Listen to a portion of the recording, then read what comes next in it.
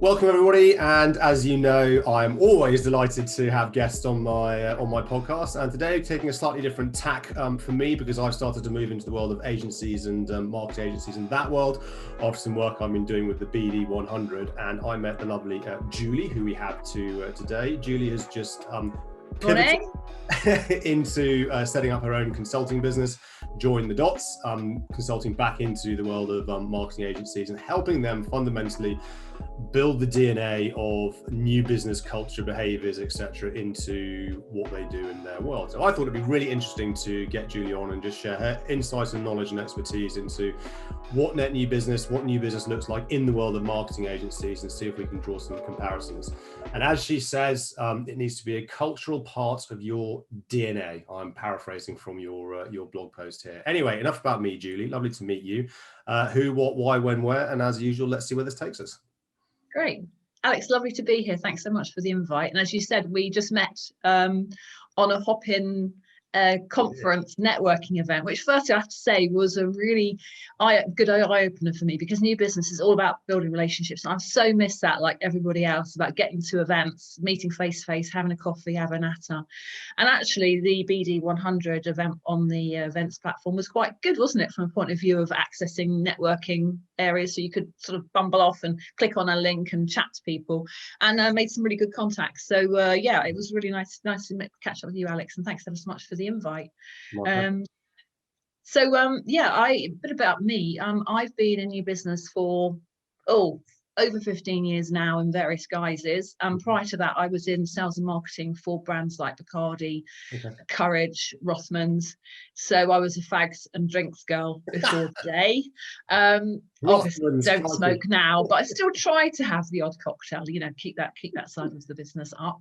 But I moved, having had some time off to have my son, I then moved into new business. I didn't know I was going into new business. I mean, I don't think you start off going, I'm going to be a new business guru. No. But somewhere along the line, with my sales and marketing background, I started working for a UX consultancy when UX wasn't even a thing. No one knew really what UX was. Now that was 15 years ago.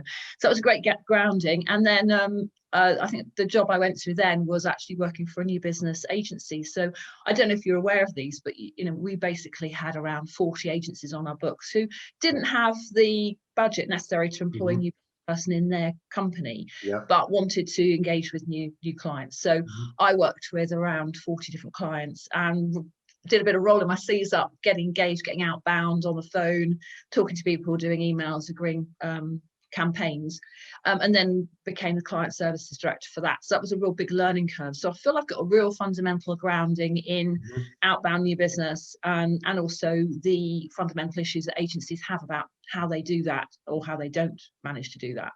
And then I've been working up till just before COVID for a global marketing consultancy, where I was a global new business director, and I was responsible for the marketing and the new business there, Alex. And that was the eye opener for me. That was a bit that was like, well, I always knew it's a struggle, but actually working with being responsible and accountable for the marketing and the new business made me realize, gosh, it's so important that they work together. And that's where I got the name for my consultancy of Join Up Dots, basically putting new business and marketing together. And that's really going to be where things are maximized and where you get those new relationships, and also, retain your current clients and build some great talent for any agency. So that's kind of how I found myself at Join Up the Dots. So a bit of background. Yeah. Cool. And so you've been on the buy side and the sell side, I guess. You've been, on the receiving end of agencies kind of pitching you back in the day, and then also been on the other side of the table in terms of pitching to agencies, which I always believe gives you that well-rounded experience when you can kind of say, look, I've been there and done it. I get both sides of the coin, which then gives you that unique experience. I think it's always interesting when you see, on the management side, managers coming in, or new sales managers, sales directors, whatever, they've never carried a bag, and it's like, well, how can you manage me if you've never picked up the phone, if you've never done this? And then you've also got the experience on the other side. And Rothmans, which was the form? We digress. Which was the F1 team that Rothmans sponsored? Was it was it Williams, I think you I sponsored? think it was. I'm trying to think. I used to have a branded Cavalier with Rothmans down the side. I mean, it was amazing. It was amazing. I was like, well, what was I, 23? And I was just like, I had a safe in the boot. So I used to go to the cash and carry, load up the fags. And I used to go to all the newsagents. I had to do 15 calls a day. You know, it's all this back to really good structured sales. That's where anyone says to me, what's been the thing that's been a success in your career, and I think it's been down to that really good FMCG sales training and doing those 15 calls a day, walking into a news agent when he's selling somebody something and you're trying to sell him some Craven A crap. Sorry, but that wasn't a good brand. My other brands were brilliant, which are Rothmans and Peter Stuyvesant. But anyway, I had the Cavalier with Rothmans down the down the side. But I got home and my mum just said to me, "Darling, do you have to have Rothmans down the side?" I was like, "Yeah, of course I have to have Rothmans down the side." So that was my background. That's awesome. Anyway, I don't want to digress into Formula One. Monaco Grand Prix was particularly boring. So let's start to unpack your building on the blog that you've the top tips of making new business part of the agency DNA. And before we came on air, it always sounds like we were sitting in the green room having a conversation. You started to unpack a really brilliant structure where I just want to let you just talk and let's work through that. Great. Well, thanks, Alex. That's a good build-up. I'm under pressure now.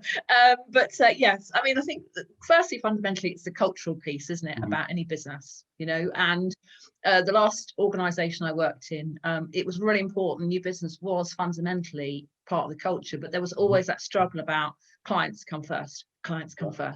And that's, I think, we're always in that space. So the most important, I think is to make sure that everyone in the business is accountable, that realizes that they've got a role to play. Because at the end of the day, new business is really just about building relationships. And we all do that all the time, whether it's down the pub, over dinner, or in a boardroom, we're all doing that anyway, aren't we? We're all capable of doing that. And that's part of our role. So it's kind of, firstly, I think, empowering and giving people some element of accountability around knowing what the business does. So just really fundamental. But really looking at your agency and thinking, well, does everyone in your agency, could they all describe what we do effectively, and would they come across and using their own words, but really put our proposition across well? So one of the little projects that I did, what wasn't a little project, it was quite fundamentally important process, was within our organisation. Luckily, it was a really sunny. Do you remember when the sun came out, Alex? It was a really sunny summer. And we were in central London next to a park, and literally everyone in the organisation, from top to bottom, so the intern right up to, actually not really a CEO because he was a new business machine and he knew what he was doing clearly, but anyone in between.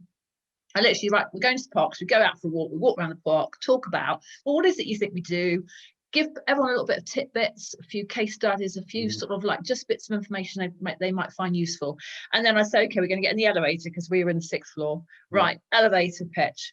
We all know about that. So get in the elevator, and they'd all have to pitch to me going up the elevator.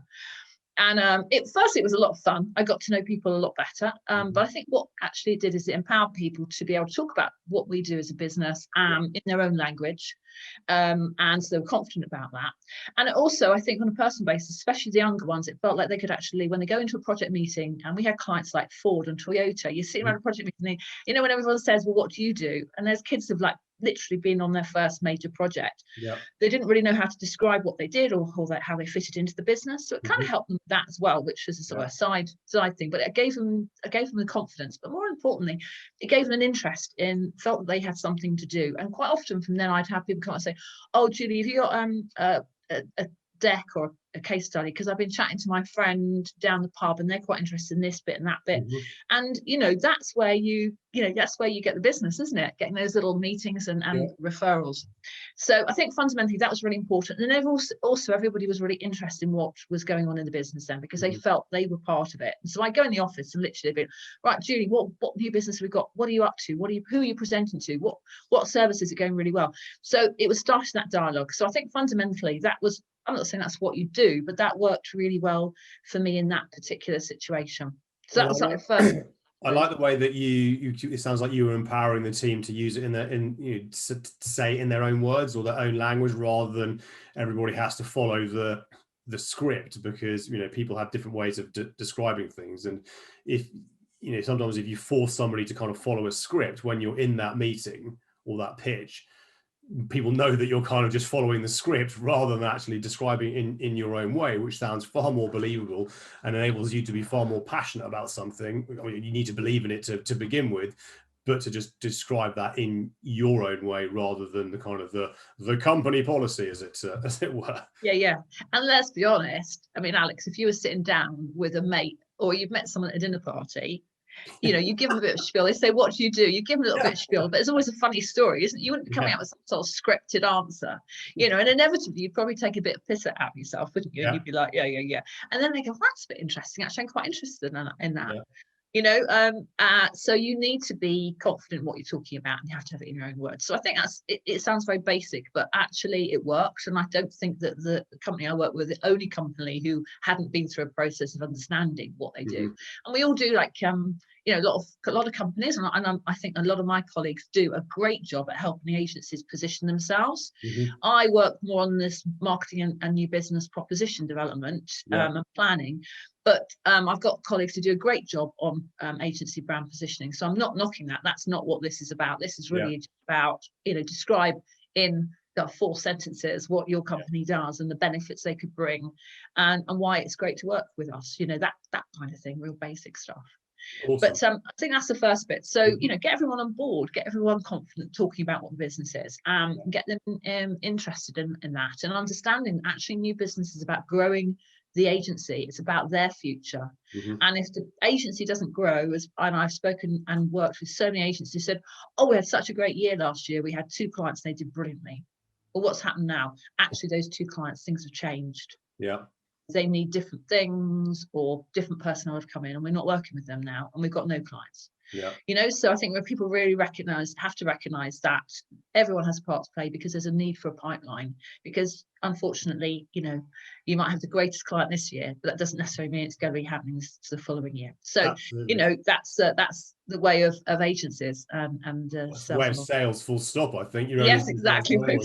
Always drilled into me back in my recruitment days. You're only as good as your last deal. So yeah, well done, but move on to the next one now. That's done, move on. That's done, move exactly. On. Put it on your CV. Try not to forget about it. but yes, it's just exactly that. So I think that's sort of the cultural piece. But then there's a whole practical piece, isn't it? About you know. So I think the most important thing, firstly, is to have a look at your sales and marketing strategy. If you haven't got one of those, please do talk to me. And identify what the key tasks are, you know, and who's going to do them, for goodness sake, you know, because you can come up with a great plan and everyone says, "Oh, that's brilliant. Yeah, we're going to send out 2 emails every month, and we're going to create 3 blogs every month, and we're going to do X amount of LinkedIn posts." But, you know, Alex, from what you're, you know, with your lately, you know, that's not an easy thing to do. And a lot of people underestimate the actual doing piece of it. They're all focusing on, "Oh, but I haven't got time to write that blog." And it's like, well, you've got to write 1 blog in 2 months. Come on, mate, you can do that. Where actually this team of marketeers have got to create, you know, X amount of Twitter pieces. They've got to create X amount of blogs from this. They've got to create the graphics for it, all this kind of stuff. So you're not going into too much detail, but it's kind of breaking down what those key tasks are and who's doing them. And I think then you may well find that there's some gaps, you know, there's some serious gaps within that, because the most important thing is that the marketing feeds the new business, and the new business knits up and joins up with the marketing. So identify, you know, what the key tasks are, who's doing them, and then you might find some capability gaps. And one of the things there actually is, you know, why not? For example, with the company I work for, we didn't have anybody doing any video. Okay, video there's an extreme part, isn't there? There's, like, you know, basic talking heads kind of thing we're doing today, and then obviously there's a company video. But just doing basic talking heads and creating some really good content, we weren't doing that, and we didn't have anyone doing it, and we needed someone to do it. And automatically it's like, well, let's get an agency. And it's like, hang on a minute. In the team there's a guy who actually really loved video and photography, and he wanted to learn more. Okay, brilliant. So right, prove your point, put you on a course, here's the equipment, tell us what we need, crack on. And that was great from his point of view, and great from the agency's point of view, because we've developed a new capability, and we didn't have to pay for somebody from outdoors. So I mean, it sounds obvious, but just look at what people are interested in, what they want to do. And you might have people, certainly a lot of people like writing, so, you know, get them to write some. you know.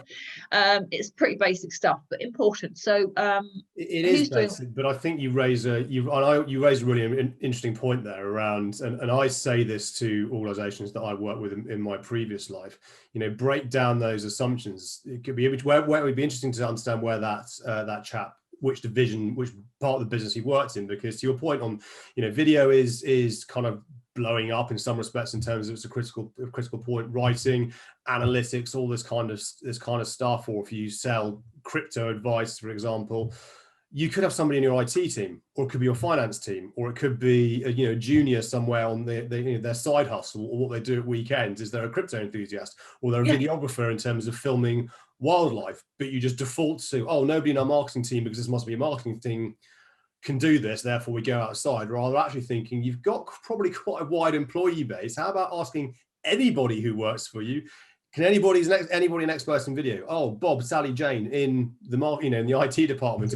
Yeah, totally. You know, in the kitchen, for goodness sake, could be good at creating videos. So I think that you say it is basic, but a lot of organizations that I have worked with don't necessarily take that kind of step back and go, actually, building on your points earlier around everybody's responsible for new business. What do you mean by that? Is that the entire organization, i.e. everybody is responsible for new business, or just the team that is responsible for new business? Well, I think it's the word responsible, isn't it? It's like, what are you responsible for? Yeah, not everyone in the business is responsible for bringing in a meeting and developing the pitch and winning the business. No, but I think everyone is in the business is responsible for identifying opportunities to build relationships. So I think that's anything from when you're at a dinner party having a chat, then if someone asks you about your business and they're interested, then follow that up, talk to them about it. See if you can get a meeting, put it into action, right through to, as I said, someone who's actually interested in video and doing videos. So it's kind of like you then, I think you've got a good point there, Alex, because you then unpack, well, who's responsible for what and who's accountable for what. So once you've got agreement that person's going to write the newsletter every month, then, you know, you've got to put that into their KPIs. You've got to make them accountable for it. It's not a fluffy, oh yeah, you like doing a bit of writing. Okay, well, can you do the newsletter every month? Because that's not how it works, because people move on and life moves on. So whatever is agreed and whatever gaps are filled and whatever processes are agreed need to be fundamentally they need to be included in everyone's KPIs, and they need to be, more importantly, communicated to the business. So I think when you get to that point, you've identified the gaps, who's doing what, then that is embedded and people are accountable for that. So that's really important, and we can come on to a little bit more about what that might look like in a minute. So I think it's about identifying the different important thing. And I mean, one thing really that is so vital but underlooked is data. And actually from my experience, I actually gave somebody data. She said, I don't want to do this. I was like, there's nobody else to do it. You're going to have to do it. It was the worst thing possible. She avoided it all the time. In fact, she ended up leaving. I don't think it was just because of data. But, you've got to be realistic. Data is just such a big thing, and it's quite often swept under the carpet. And the database is so important. So it's sort of from managing the database to making sure that you're adhering to the legalities of it. It's also making sure that there's emails and people's job descriptions are all in right. It's all put in right. And then there's how you're going to use that. So it's actually pulling that off, using it on a campaign. Using it for like your Christmas card list. So we've all been there, haven't we? We're going to send Christmas cards. Oh, has everyone got the addresses? Oh, I don't know. All your current clients. No, we haven't got that. And the data's. Have you done that, Alex? I bet you've done that, haven't you? Oh God! Completely agree. And I don't eat my own dog food when it comes to data as well. I remember back in the day as a teenager doing data entry for some company, sat there going, just filling in spreadsheets as was. And what's interesting about data today is there's kind of, dare I say, no excuse with the technology platforms that are available. So much great technology. That's what you need. Someone in data who's looking at the IT and the innovations around it to use that to make their database best. That's what you need. You've got Cognizant, you've got White Rabbit Intel, you then got products like IntraHive who kind of monitor email traffic and help almost automate the data upkeep of your database or your CRM system. You still need to have the final kind of human eyeball. To your point, you still need someone managing it and monitoring it in terms of just making sure everything is kind of up to date. But it's not like it was when you and I 15 plus years ago. No. None of this existed, and it relied purely on the human salesperson to make sure every time you're logging your phone calls or your meetings or whatever it is, that you then update it into the CRM, meant to be during the event, but of course we never did it during the course of the event. You get to the end of the week and your management team would be on you because the system was empty. It's like, you do your expenses first, Alex. Expenses first, and then your data. That was the important thing. Expenses first, then do your data. Exactly. On the data bit then, and we touched on this again before we came on air in the green room, the virtual green room. The virtual green room. And responsibilities. We've been talking about responsibilities. So who, accepting the fact that not every organization may have the budgets for the kind of third-party data providers out there to help kind of do all this, who is responsible for this? Is it to your point, and you're one individual if no one else is there to do it, or is it the salesperson? Is it a combination of both? How do you? I think it's the whole thing about everyone's accountable, because from someone who's setting up a project file for a new client, they need to make sure that their contact details are in the database correctly. Yeah. Through to a consultant who might be having a meeting with a new business contact, they should make sure that's in, and the new business person should obviously make sure that any new contacts are coming in. So it's really responsibility for everybody, and that's one of the things that kind of also can be lost, and especially if you're changing systems. We were moving from our own system to HubSpot, for example. So one of my responsibilities was actually to go around and do some basic training with everyone in the business to make sure that everyone knew how to go through the process of entering a contact company, deleting a company, all of those things onto the main CRM system. And that was absolutely essential, because there's no point. They wanted to give it to somebody in the office to do it, but everyone needs to know how to do that. That's just like part of your job. That is important. That is something they need to be doing. So that's one of those I suppose processes and the capability gap with the training that sort of demonstrates what I was talking about. So those, it's sort of understanding all those areas, and then it's kind of the process and ways of working. So I think one of the really, like we talk about data being important, one of the other fundamental points is, when you finish a project, somehow or rather, the new business person, usually it's the new business director or manager, would have a creds deck. They'd have these case studies, but it's like, where do these case studies come from? As a new business director, I didn't know the ins and outs of the projects that had just been delivered. Obviously I knew the top line, but the person who's responsible for that is actually the consultant or the project manager, who needs to complete that project by getting a testimonial, by getting case studies and looking at collateral, all those types of things. And that needs to be written into a process. Process, I know, is a boring word, but if you're going to get that kind of output from it, wow, you need a process, don't you? So you should have a case study for everything that you've done. You should have testimonial, video testimonial, ideally, those types of things. So that needs to be kind of embedded into the process, and people need to be made aware that it's not just a case. Yes, it's important to get the PO. It's important to get the money. Of course it is. But hey, let's rejoice and celebrate the great work we did with the client at that moment in time, and talk about it and get a really good case study and a testimonial as a minimum, for example. So that's really important. That's a responsibility of whoever's running the project. So that is part of new business, because without fueling the new business collateral part, then I'm not going to have anything to talk about, am I? I'm not going to have something to share with the clients. So absolutely vital, that. Absolutely. And case studies always seem to be the bane of, or client testimonials seem to be the bane of everybody. Every organization I've worked in, it's either we haven't got them, if we do have them, they're out of date, or I don't even know where to find them in or filing and all that kind of stuff. Process behind that. I had an amazing director of ops trainer at my old company, who's still a good friend.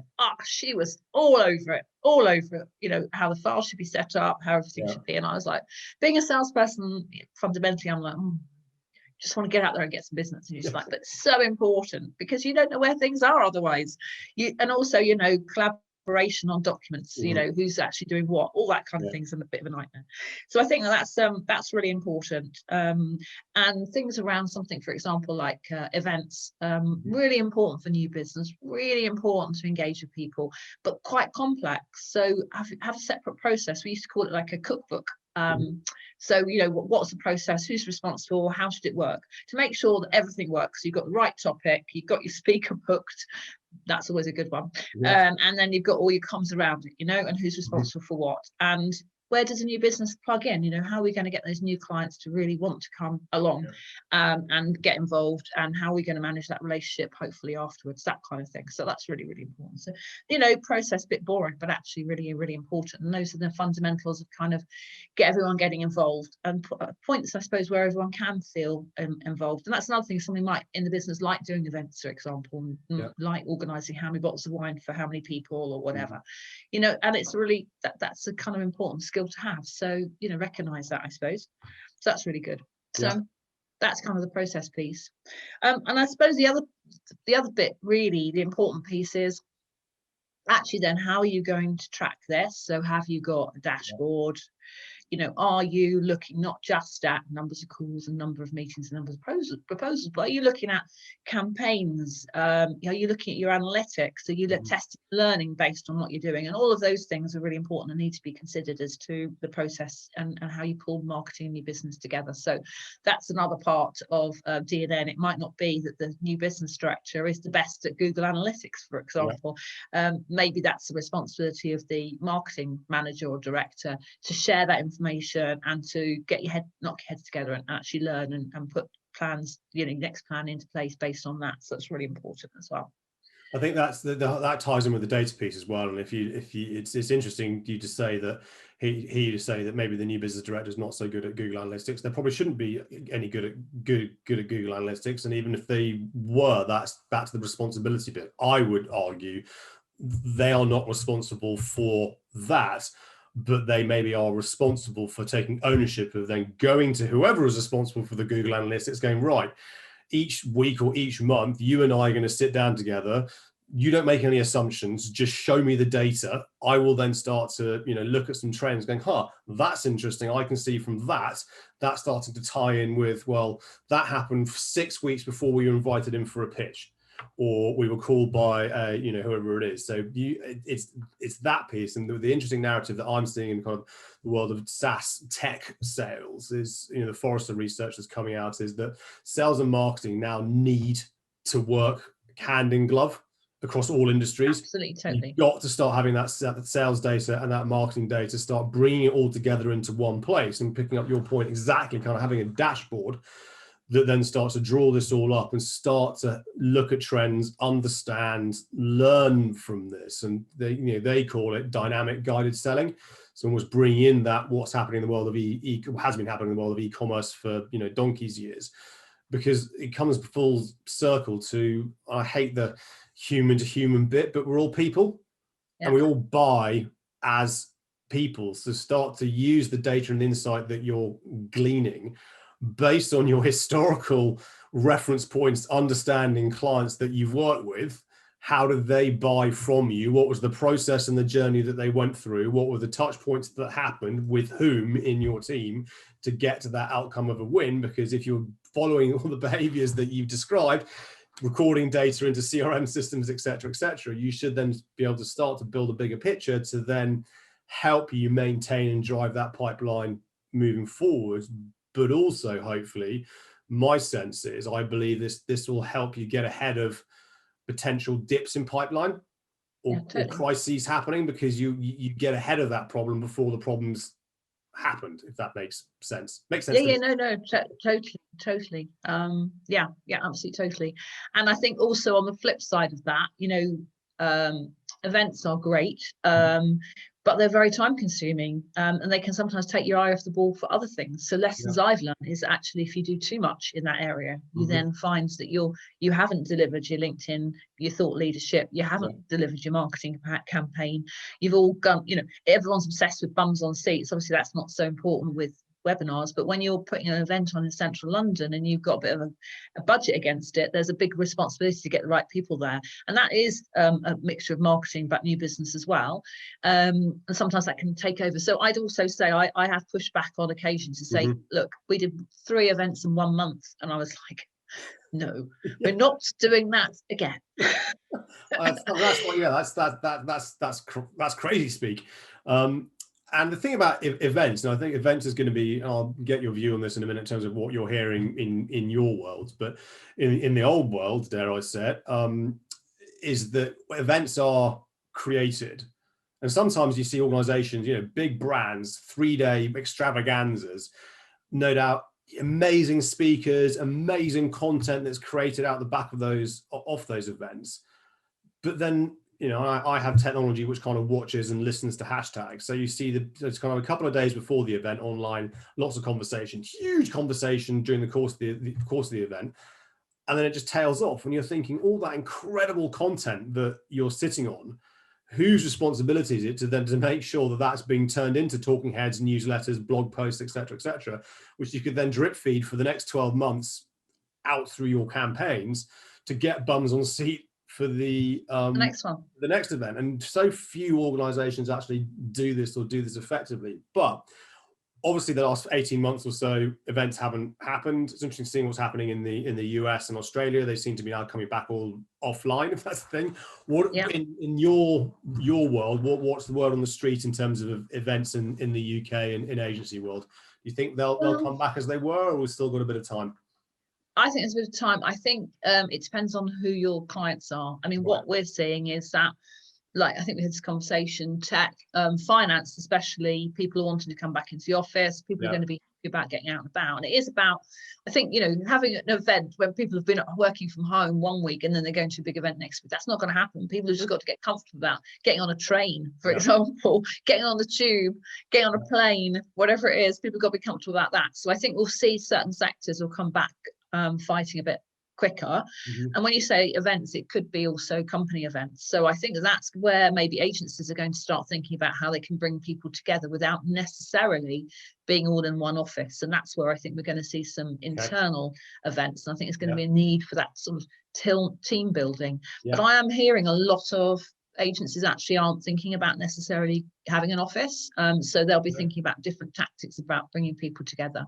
But it's interesting, I've heard some really good stuff. I was talking to a friend actually yesterday who works at a university, and she was saying that they were talking about new ways of working, and that a lot of the people said actually they'd had more one-to-one time with their line managers being virtual than when they were in the office. And I suppose thinking back, when you're in the office, you try and speak to your manager, it's very difficult because everybody else is trying to talk to them, aren't they?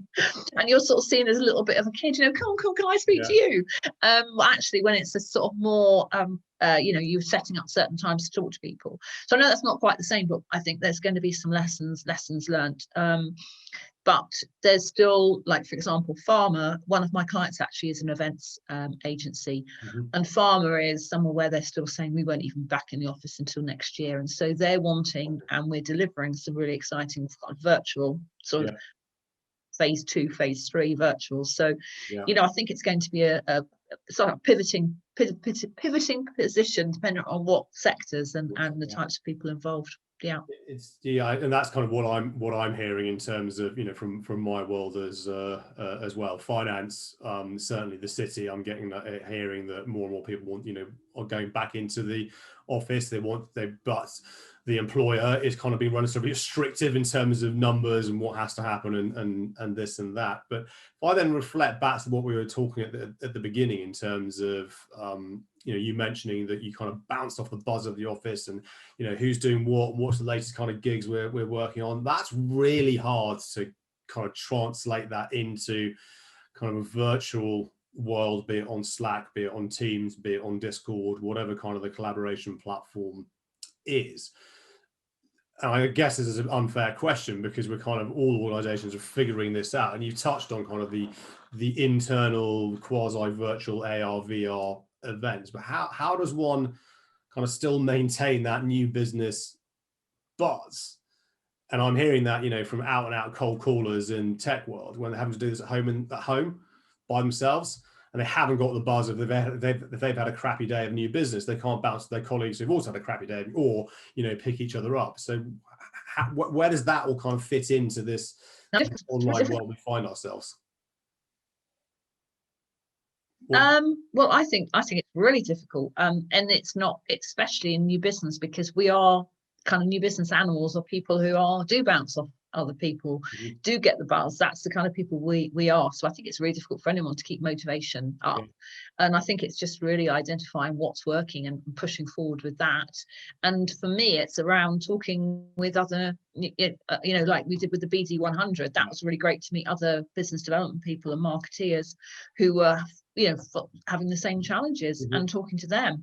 And what I found was, new business is such a broad skill base, capability base, is that speaking to the new business people, I've had some good opportunities where people say, well, actually, I don't do that bit, or I do this bit, I don't do that bit. So actually we start collaborating more. Yeah. So that's, for me, the exciting piece, is that just because you're both in new business doesn't necessarily mean you're in competition. And that's how we started talking, wasn't it, really, Alex? There's so much more collaboration, and that's the bit I'm enjoying, and that's why I'm delighted you said to come along today, is actually meeting new people and starting new conversations. You just don't know where those are going now, and that's what's exciting for me. So yeah, I think that to me is where I'm getting the buzz, is actually not necessarily talking to all new business people, but people who are in your field or in that area, to build your skills, but also lead on to other things. And I think that's what's super exciting. You're absolutely right, and that's fundamentally any person who's any type of sales role. It's about just starting conversations with people, and seeing where it goes. If it doesn't go anywhere, ask for referrals. Anybody else that you think in my network I should be talking to? And that's the beauty of I'm kind of desperate to get back into kind of face to face. I'd far rather be doing this with you in a room than in this environment. But this is great in terms of how we connected. But it's just things like social, LinkedIn. We touched on that in the BD 100. Think about your network. Just get out there and just start conversations with people online. It's no different to you starting a conversation with a stranger at a dinner party, in a physical conference. Just go and start those conversations with the people you want to be talking to online, and you can end up having multiple conversations with multiple people at once, which could then spawn. I don't know why I built before, that's the wrong word. Can grow into yeah new relationships. Yeah. Yes, exactly. And I think that's what I think that's what everyone should be doing. And I think, to be honest, the benefit of the ability to just have a Zoom call like this means that you have access to more people. Yeah. And I think if people are more in the mindset of, well, let's have a chat. So I've had some really good conversation with people I never thought I would even really think about. Why would I be talking to them? And now it all kind of makes sense why I'm talking to them, I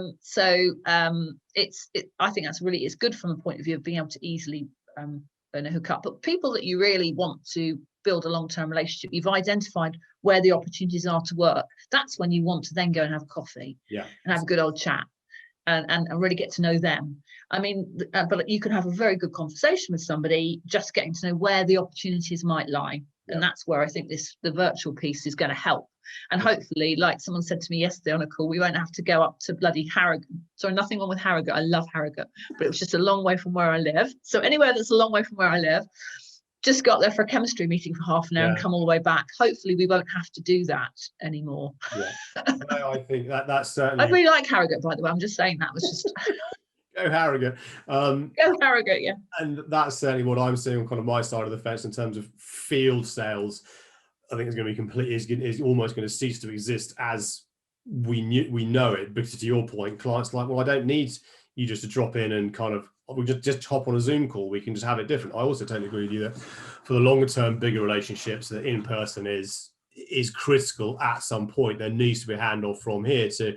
I actually need to meet you if you're going to sign off on $100,000 deal with us, whatever that is. I kind of want to meet you and look at the white of your eyes. And exactly. Just see if you're the kind of person I really can speak. And is your background a real background? Do you really live in a house, or are you in some caravan or tent at the bottom of the garden? You have a library of all those books you have.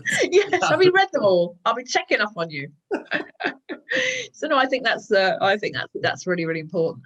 So anyway, so fundamentally, I think just bringing it all round, we talked about the KPIs, but I think the other thing is we could have another whole session on how individual people could help. But I mean, for example, if you're an account director, you could be building relationships through your network for the company, and you could be set a target to be doing that. So that's something that'd be really, really easy.